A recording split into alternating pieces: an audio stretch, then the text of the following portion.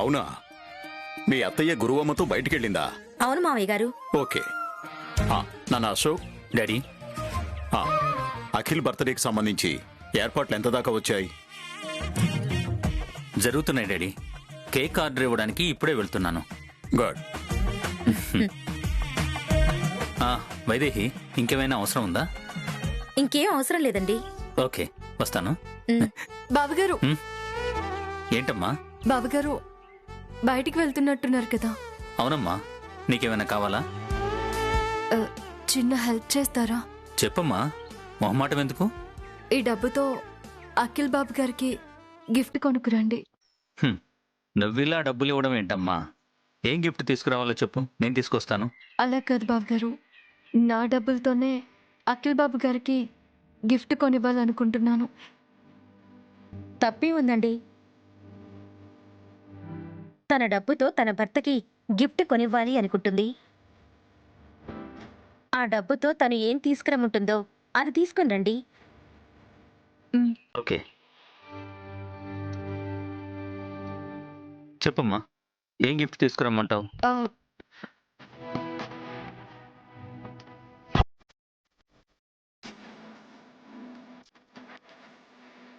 ఓకేనమ్మా, తీసుకొస్తాను.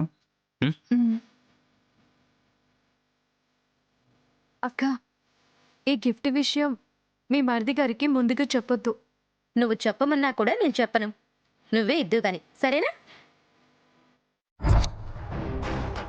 శిష్యా, స్వామి.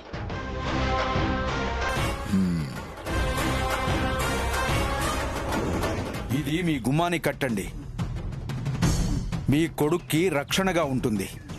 కానీ నేను చెప్పింది మాత్రం బాగా గుర్తుపెట్టుకోండి. అతని జీవితంలోకి ఎలాంటి అమ్మాయి రాకూడదో మీకు బాగా అర్థమైంది కదా? అర్థమైంది స్వామి, బాగా అర్థమైంది స్వామీజీ. అఖిల్ బాబుకి ప్రమాదం అన్నాక ఇంకా అలాంటి అమ్మాయిని మా అఖిల్ బాబు జీవితంలోకి ఎందుకు రాణిస్తాం?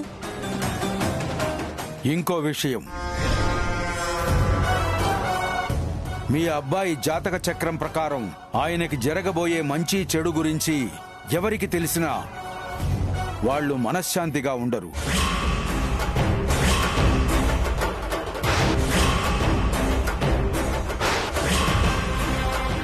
వాళ్ళ జీవితంలో చాలా సమస్యలు ఎదురవుతాయి. ఇప్పుడు మీకు తెలిసిన ఈ నిజాన్ని, ఈ సత్యాన్ని ఎవ్వరికీ చెప్పకూడదు. అలాగే స్వామీజీ, మేము ఎవ్వరికీ చెప్పం. అలా చేస్తే ఆ అబ్బాయికి ప్రమాద గడువు దగ్గర పడేటట్లు చేసిన వారవుతారు. చిత్తం స్వామి, మీరు చెప్పాక కూడా మేము ఇంకెవరికి చెప్తాం? ఇంకెవ్వరికీ చెప్పంలే స్వామి.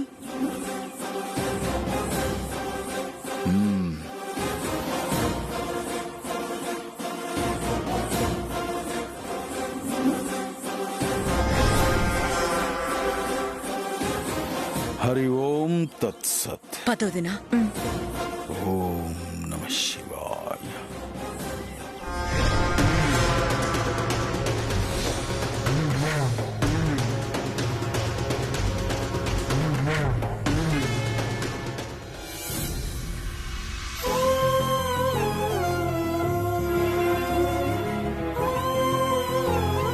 ఏంటో వైదేహి, అఖిల్ బాబు బర్త్డేకి వాడికిష్టమైన గిఫ్ట్ ఇవ్వలేకపోతున్నాను.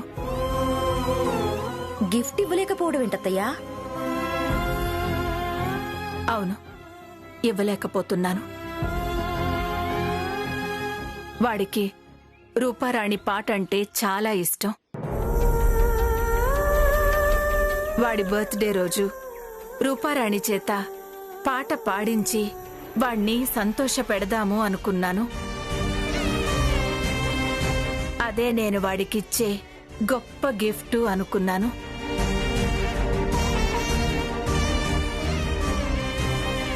కానీ పాపం రూపారాణి ప్రస్తుతం పాడే పరిస్థితుల్లో లేదు. అదే నాకు బాధగా ఉంది. అఖిల్ బాబు తన బర్త్డే రోజు రూపారాణి పాట పాడలేకపోతున్నందుకు తను కూడా చాలా బాధపడతాడు. సంతోషంగా ఉండాల్సిన తన పుట్టినరోజు నాడు పాపం వాణ్ణలా బాధ పెట్టాల్సి వస్తుంది. ఏం చేస్తాం?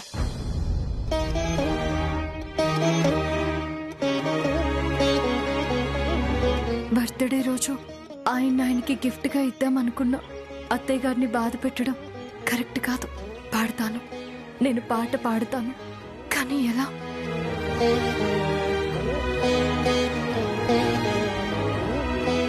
ఏంటి శ్యామ అంత డల్గా ఉంది?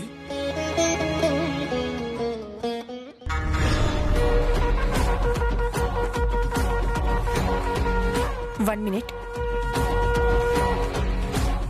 ఏంటి మావయ్య గారు శ్యామ రూమ్లోకి వెళ్తున్నారు? వాళ్ళ గూడు పుట్టానికి సంబంధించి ఏదన్నా మాట్లాడుకోవటానికి వెళ్తున్నారేమో. ఓకే, నేను తర్వాత కాల్ చేస్తాను. బాయ్.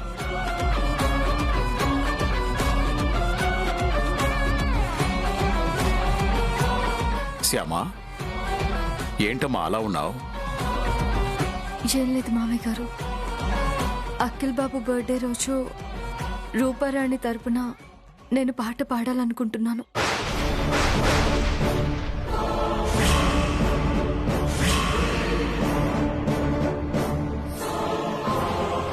పాట పాడతావా? ష్, ఎవరన్నా వింటారు.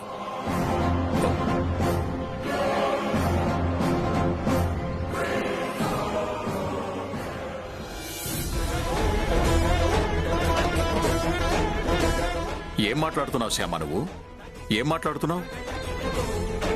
మళ్ళీ వెళ్ళి పాట పాడతానంటావేంటి? ఏంటి తలుపు వేసి మాట్లాడుతున్నారు? అంటే చాలా ఇంపార్టెంట్ మ్యాటర్ అన్నమాట. వాళ్ల చెర నుంచి నిన్ను బయటికి తీసుకురావడం కోసం నేను ప్రయత్నం చేస్తుంటే నువ్వు మళ్ళీ ఆ చెరలోకి వెళ్ళి అలా పాట పాడతానంటావేంటి? ఏంటి వాళ్ళేం మాట్లాడుకుంటున్నారో ఒక్క ముక్క కూడా వినబడట్లేదు. సీక్రెట్ కదా, మెల్లగా మాట్లాడుకుంటున్నట్టున్నారు. నేను పాట పాడతాను అంటోంది గురువమ్మ వాళ్ళ కోసం కాదండి, అఖిల్ బాబు కోసం, అత్తయ్య గారి కోసం.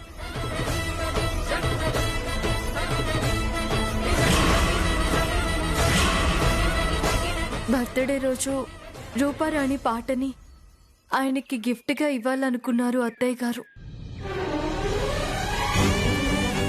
కానీ కుదరడం లేదు. దానివల్ల ఇద్దరు బాధపడుతున్నారు. అందుకనే పాట పాడతాను అంటున్నాను. చా, ఇక్కడ వినపడట్లేదు. అలా కిటికీ దగ్గరికి వెళ్ళి విందా. వద్దు శ్యామ, ఎవరి కోసమైనా సరే నువ్వు పాట పాడడానికి వీల్లేదు. విషయం నాకు తెలిసిన తర్వాత కూడా నువ్వు పాట పాడావు అంటే గురువమ్మ వాళ్ళకి నువ్వు చులకనైపోతావు.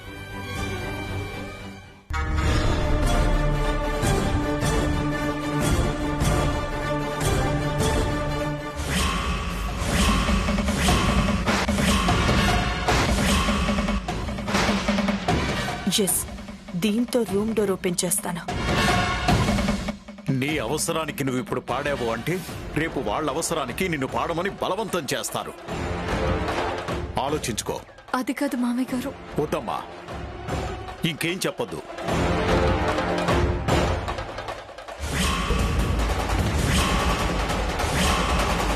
నేను నీ మంచి కోసమే చెప్తున్నాను, అర్థం చేసుకోమ్మా.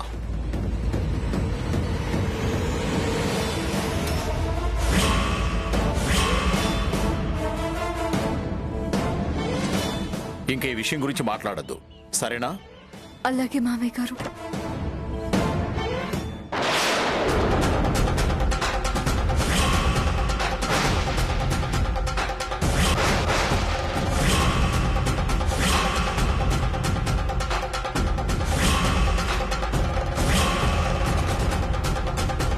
ఏంటి మామ కోడళ్ళు ఏదో సీక్రెట్ మాట్లాడుకుంటున్నారు? ఆ సీక్రెట్ నీకు కూడా చెప్తాం. ముందు తలుపేసే. తలుపేయడం ఎందుకు? వెయ్యమ్మా, చెప్తాను.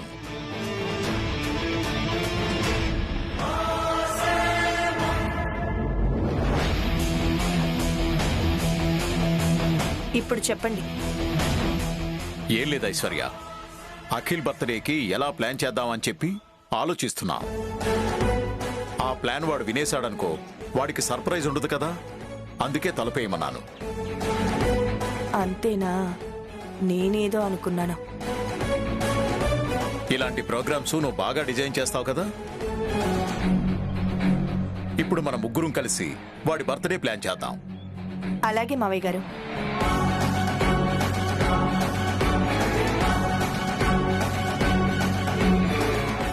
అలాగే ప్లాన్ చేద్దాం. ఏమంటావు శ్యామా? అలాగే మామయ్య గారు, మీ ఇష్టం.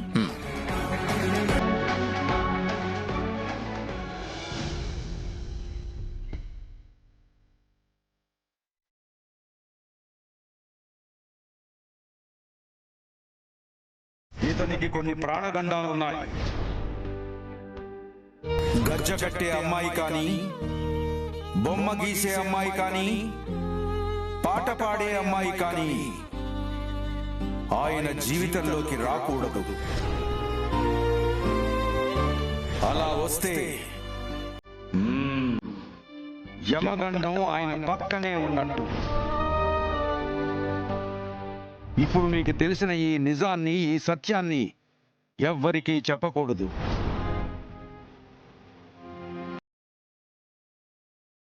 స్వామీజీ అలా చెప్పినప్పటి నుంచి నా మనసులో లేదు.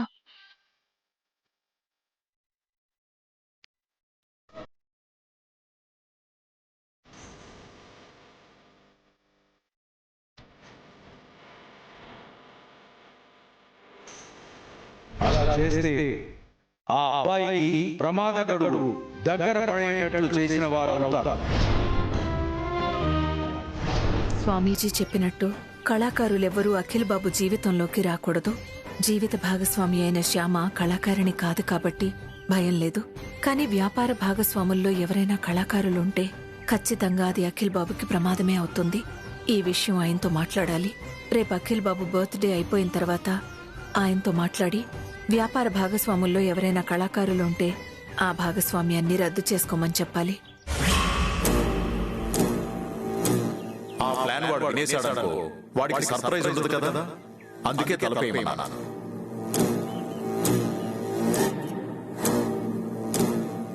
నిజంగా మావయ్య గారు శ్యామ అఖిల్ బర్త్డే గురించి డిస్కస్ చేసుకుంటున్నారా? లేక నేను వెళ్ళేసరికి సడన్ గా ప్లేట్ మార్చారా? వాళ్ళ మొహాలు చూస్తుంటే నాకెందుకో అనుమానంగా ఉంది. డెఫినెట్ గా వాళ్ళు గురువమ్మకి సంబంధించిన మ్యాటర్ ఏదో మాట్లాడుకుంటూ ఉండుంటారు. నేను వెళ్ళేసరికి బర్త్డే ప్లానింగ్ అని చెప్పి కవర్ చేసుంటారు. బర్త్డే ప్లానింగ్ గురించి అయితే రూమ్లో తలుపేసుకొని మరి డిస్కస్ చేసుకోనక్కర్లేదు.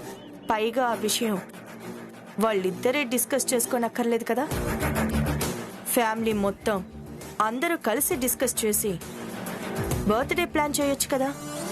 అంటే ఖచ్చితంగా వాళ్ళు నాకు అబద్ధం చెప్పారు. నిజమేంటో తొందరలోనే తెలుసుకుంటాను.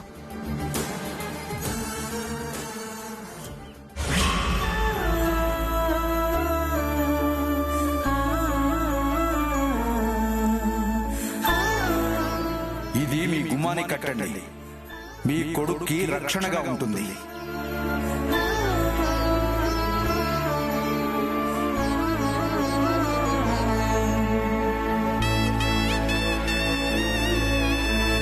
మమ్మీ, ఏంటి మమ్మీ ఏం చేస్తున్నావు? అది అది ఏంటి మమ్మీ ఇది? ఇది చెప్పు మమ్మీ, ఏంటిది? ఇప్పుడు మీకు తెలిసిన ఈ నిజాన్ని, ఈ సత్యాన్ని ఎవ్వరికీ చెప్పకూడదు. ఏం లేదు నాన్న, ఇది రక్ష. ఇది ఇంటి గుమ్మానికి తగిలిస్తే ఇంటిల్లపాదికి మంచి జరుగుతుందట, అందుకే తగిలిస్తున్నాను. ఇప్పుడు మనకంతా మంచి జరుగుతుంది కదా మమ్మీ, ఇంకా ఇలాంటివి ఎందుకు? ఎందుకు ఏమిటి అంటే నేనేం చెప్తాన్రా. నా భయాలు నాకుంటాయి, నా నమ్మకాలు నాకుంటాయి. ఇది గుమ్మానికి తగిలించడం వల్ల నష్టమేమీ లేదు కదా. నష్టం లేకపోగా నీకు బోల్డ్ అంత తృప్తి కూడా ఉంటుంది. ఇవ్వు, నేను తగిలిస్తాను.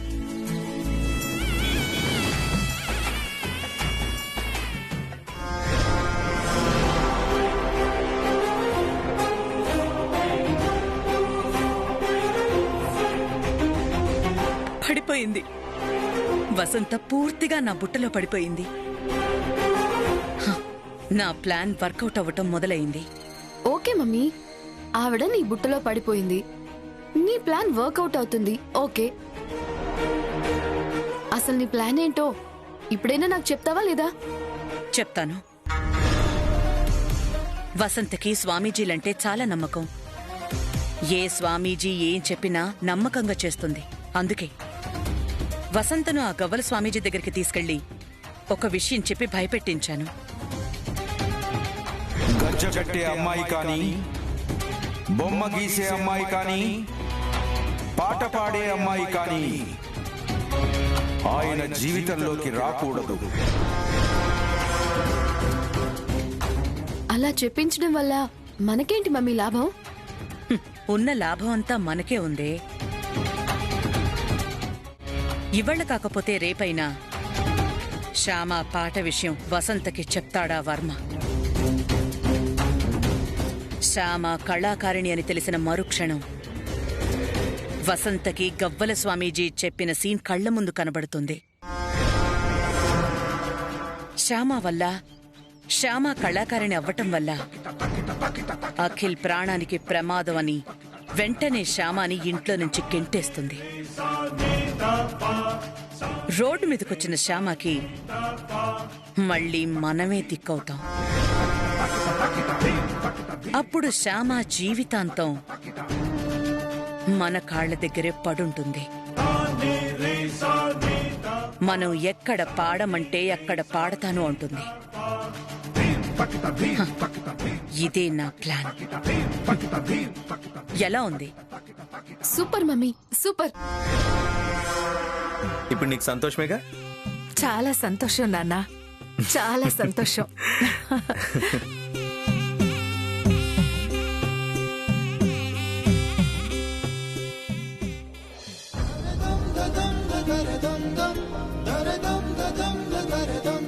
శ్యామా,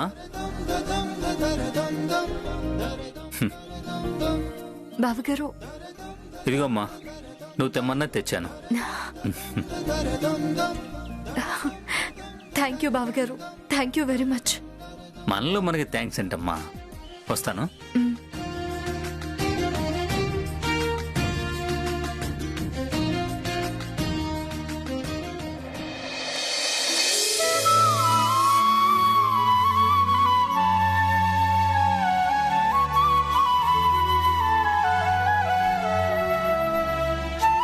శ్యామా, శ్యామా.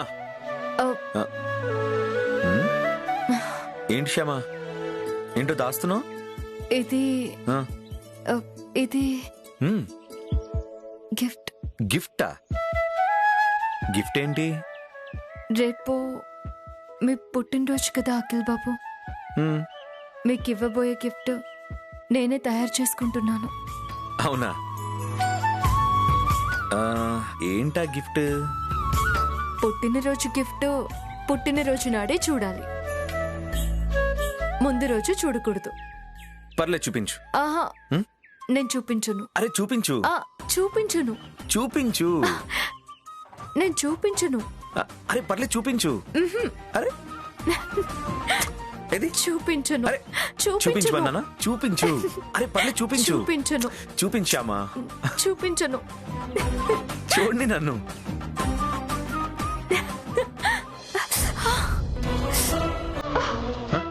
శ్యామ, ఏమైంది?